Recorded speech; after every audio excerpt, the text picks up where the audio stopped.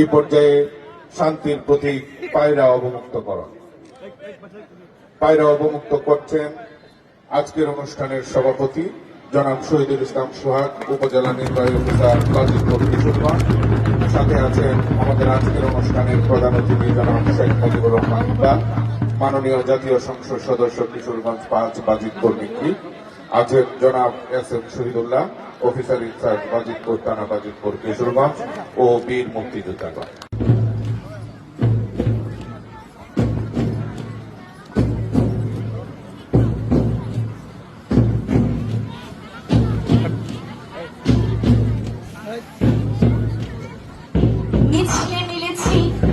মিছিলে মিলেছি কেননা বুকের কলজের সাথে হাড়ে পাঁজরেরা, মিছিলে গিয়েছে কবে একদিন জীবনের সন্ধানে। মিছিলে মিলেছি কেননা আমরা স্তন্য না পেয়ে মায়েদের কোলে বোমা শিশুদের আর্তনাদের বাংলায় ভাষা শুনেছি। কেননা আমরা ফিরে পেতে চাই আমাদের যত কৃত যৌবন, স্বপ্নকে নিয়ে চলাই যন্ত্রে মদ্যের বিলাসিতা।